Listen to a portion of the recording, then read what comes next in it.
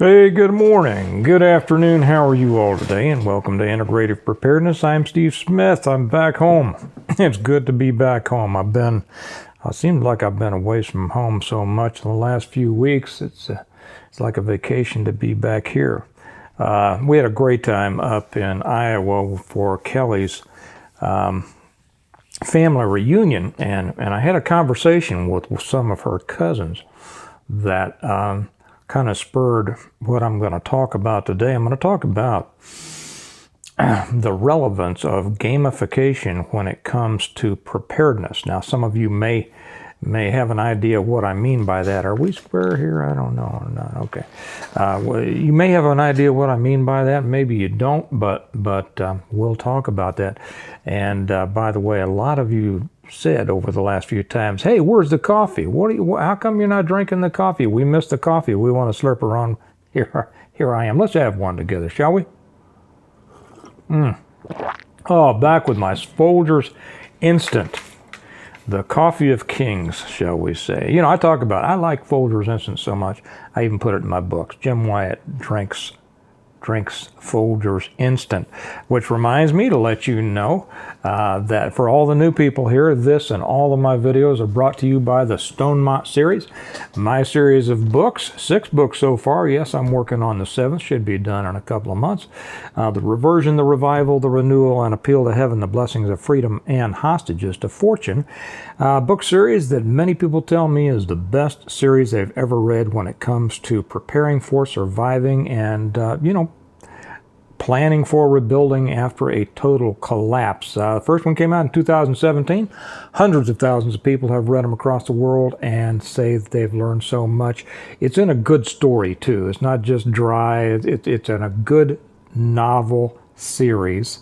I just had somebody, I think it was Sherry, over on the Patreon page, say that she is just starting reading through the series for the 6th time. Be interesting to see how much she picks up that she missed the first 5 times, because it's not just a good story, but I hide all of the lessons in there so you learn while you enjoy the reading of it. These are available on Amazon. You can either get them through Amazon, the link's down below, put in Stonemont series by Stephen C. Smith, or and I think the link takes you right there, I don't know. Or you can come and order them from our website, stonemont.us, STONEMONT.us. And if you get them from me, you can have them autographed, and I love doing it, happy to do it. I love my relationships with my readers, just like I do with my viewers here on YouTube and on Patreon. So there are those. If you're not with us on Patreon, I do want to encourage you to come on over. I'm going to be doing one when I get done with this one on the truth about ground fighting, and it's probably not what you've heard. I don't put a lot of these things on YouTube because, can you believe it? There's a lot of people on YouTube who express opinions and they don't know what they're talking about. Yes, that's true. Well, people who have channels and people who don't, who just like to comment. And whenever I talk about certain things, whether it's martial arts or fighting or gunfighting or organized crime, those things that I have personal experience in, I just get slews. When I put them on YouTube, I get more trash talk from people who think they know what they're talking about and don't. But the problem is, and the danger is that other people might not understand that they don't know what they're talking about because they're just regurgitating what they've heard before. Totally wrong, and I don't let that stay on the channel and mislead people. So whenever I let those things sneak onto YouTube, I have to spend half my time deleting stupid comments or misleading comments. So I keep that stuff over on the Patreon channel, and if you're not with us, you ought to be. There's so much more over there that's not on YouTube. It's more than worth your $1 a month to come over. That's just kind of the cover charge. Seemingly, it for some reason, it just keeps most of the riffraff out. I don't know why $1 would do that, but it seems to, because we have very little trouble over on the Stonemont channel. Okay, gamification of preparedness. What do I mean by that? We were having breakfast the other day, just before we left, and we were sitting at the breakfast table with a whole bunch of Kelly's cousins.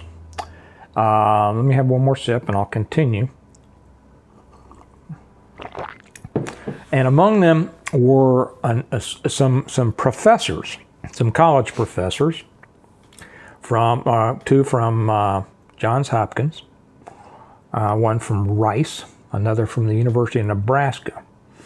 And their fields of expertise, the fields that they taught in, were as varied as math to computer science to anthropology to Asian studies, a very eclectic, very well-rounded group. And I just had so much fun listening. I love being around smart people. And I love being around people who know things that I don't. And what's interesting is when you get to talking with people like that, you so often find that it eventually or finally comes around to things that everybody understands in common. Okay, these were not the hoity-toity, nose in the air kind of people you might think about as professors. As a matter of fact, they made a lot of fun of those people. These were down to just very smart people, very smart. The kind that are so smart they don't have to try to act like they're smart, right? Well, one of the things that one of them said was, a matter of fact, it was the math professor who brought this up. And he was responding to a computer science professor, what they were talking. He says he just learned how important gamification could be in teaching. And everybody immediately nodded their head. And I wasn't quite sure what they meant at first about the gamification.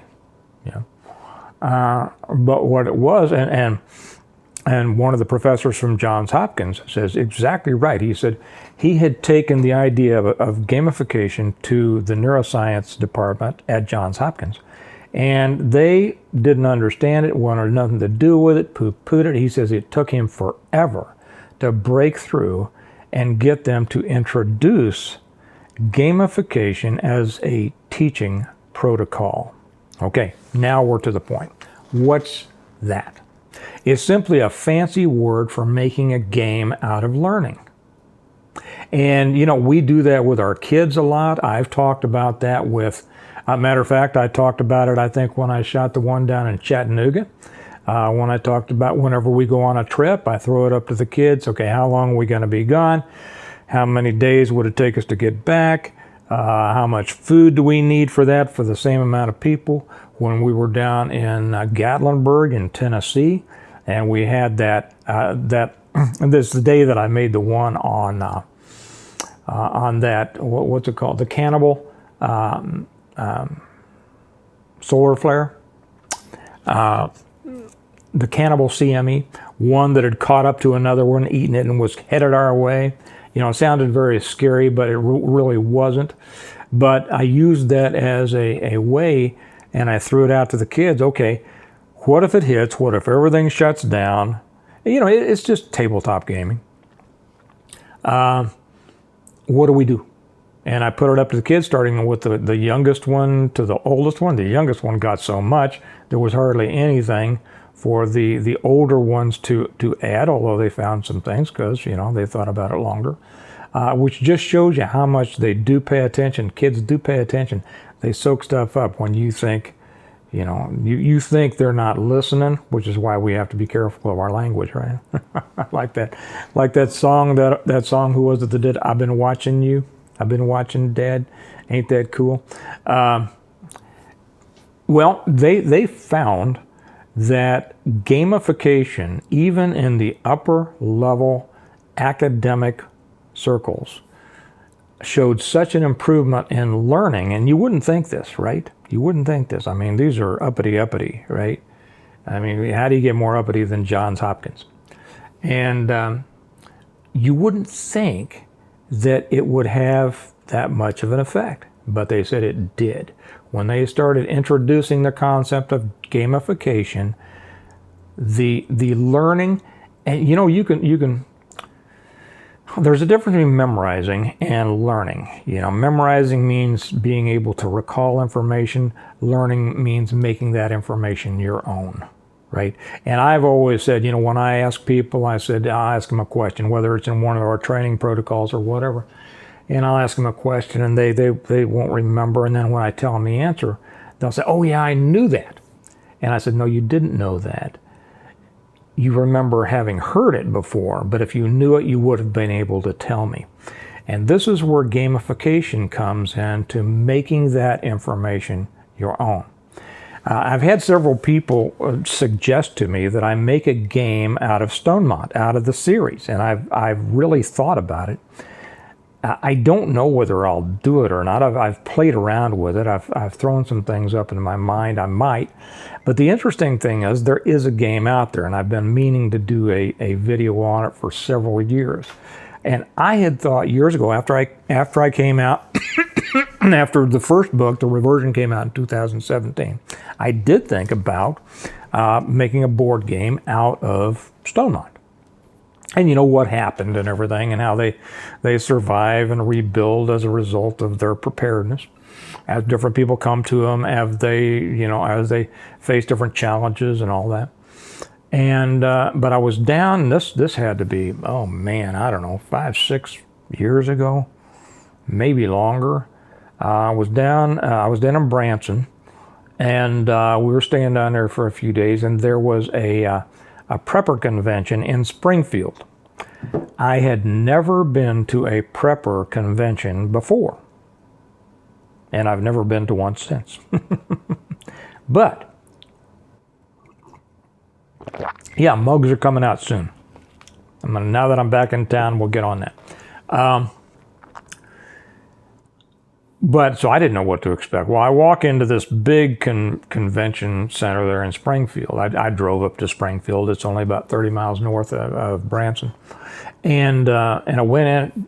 Place was packed. I mean, if you've been to these, you know what I'm talking about, right? Packed. Tables all over the place. And most of them were, patches and guns and backpacks and, regular stuff, books. And I came upon these two ladies sitting at a table, and up behind them was a banner, and they were kind of stuck between two larger booths, and for something I just looked and it said The Good Game, G period, O period, O period, D period. The Good Game. I thought, I wonder what that is. And then I noticed down below it said The Get Out of Dodge Game. Well, I looked at it, and they had this board laid out like a Monopoly. Well, I guess it's not a, it's a board game. I guess it's something like one called Chutes and Ladders that I don't know anything about. I've never played it, but it's one, you roll the dice, you go several spaces, and something happens to you, either good or bad, and you get to either pick up supplies or not zombies, but marauders steal your supply, whatever.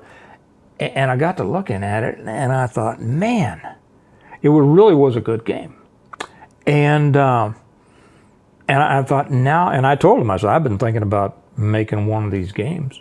But now I don't have to. You already did. And some people have said, well, you should still make one out of Stonemont. And I might. I might. That's in the back of my head, but you all know I have so many projects going on, I can't get to that right away. So I said, how much is it?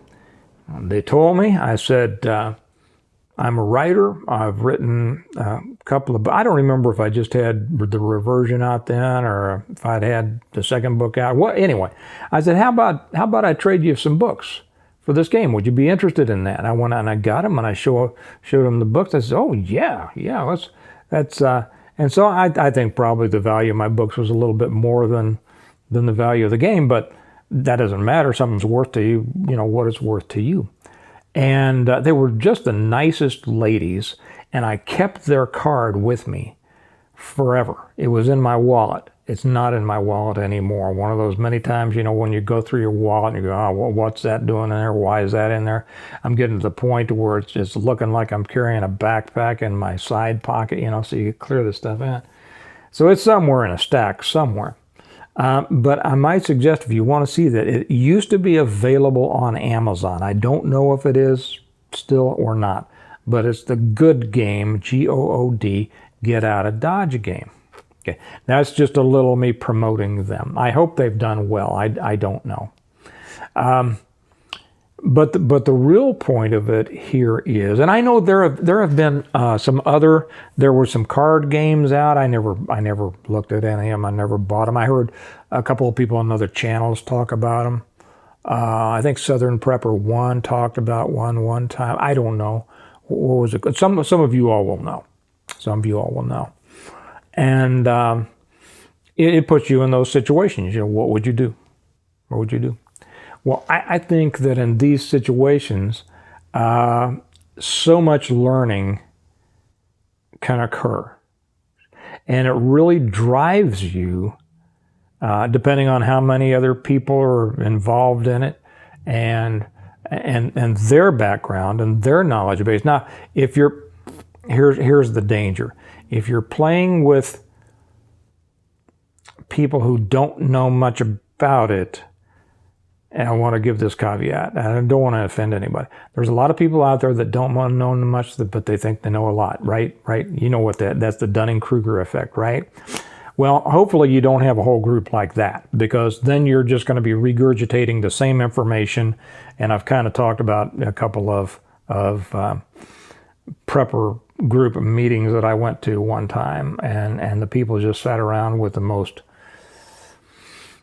arrogant, self-satisfied attitudes, but just pitching out the most basic information to each other, and everybody nodding. And you know, it was a circle that picked up no new information. Nobody was learning. They were just regurgitating what they had heard and kind of patting themselves on their own and each other's backs for having known the basics, right?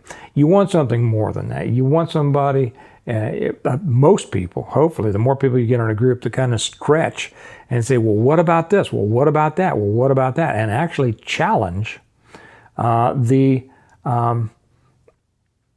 norm. You know, we have this idea that just because we've heard something forever, it becomes true. I've said that about the golden hordes. Everybody believes in the golden hordes. Everybody's going to come out of the cities, you know. And I know there's been books about that, and people start to believe it. I don't believe that at all. And I write about it in depth in my books of why I don't believe it. And still I'll say that, and somebody will come on and say, yes, they will. I've thought about this for years, and I live in the city, but, you know, somebody who hasn't and doesn't will tell me I'm all wrong. You guys know how it is. That's the danger. That's the danger of thinking that you know when all you don't have knowledge, you simply have an opinion.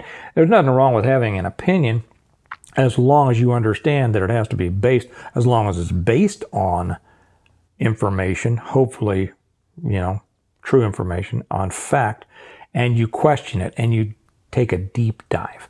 And that is the value of gamification. To have people around you will say, well, what about this? And there will be people that hadn't thought about that. And the ability to go back and forth and say, why do you think about it? Not in an argumentative way. I tell you what, there are far too many arguers in the preparedness circles. People that just want to make, gain points on each other. That's not helpful, and it does, it doesn't impress anybody, and it's not helpful. But what is helpful is honest engagement in asking, okay, why do you think that?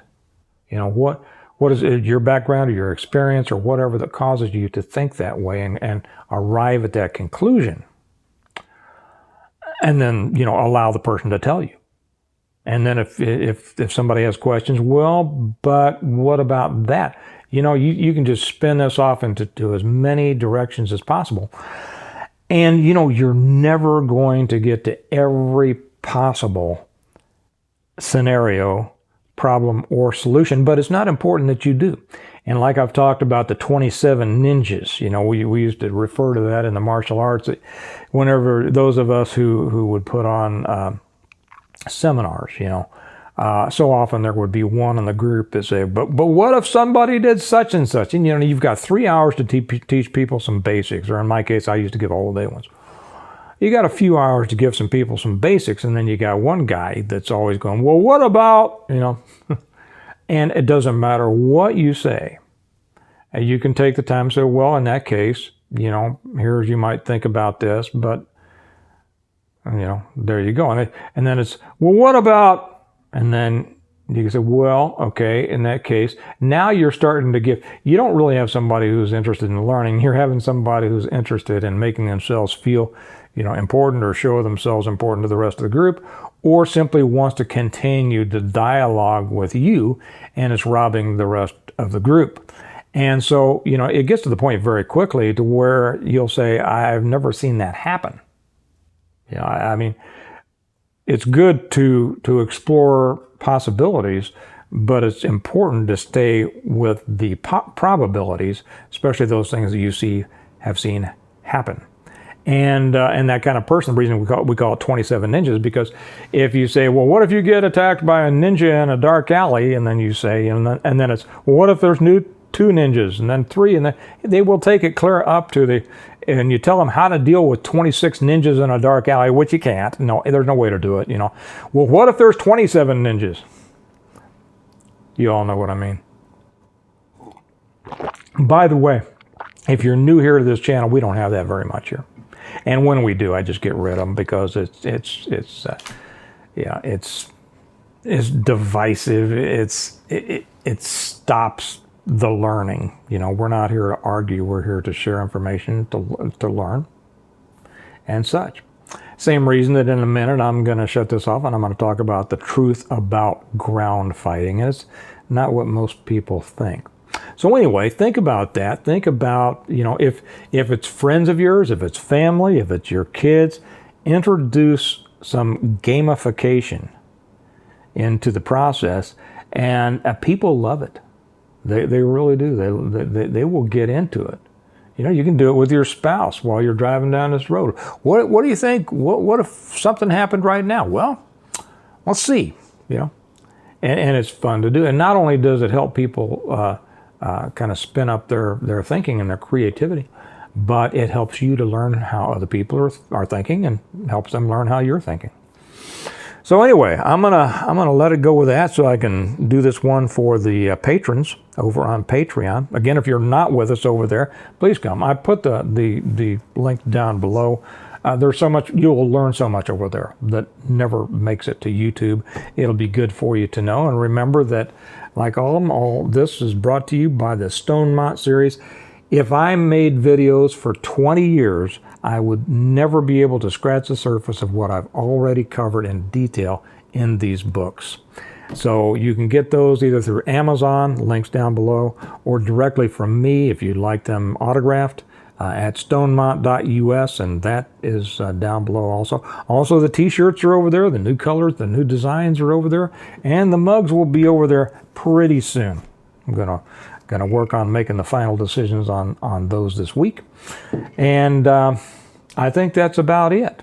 So throw some games in there. Let me know how it works out for you. Maybe you've done it yourself in the past. Let me know how it went, and you know, because your comments can help other people.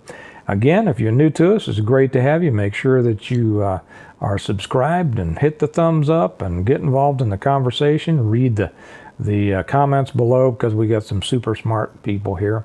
And remember that we prepare well today in order to live well tomorrow. Get out there and do something to prepare today so that your tomorrows will be good. And I'll talk to you later. Bye-bye.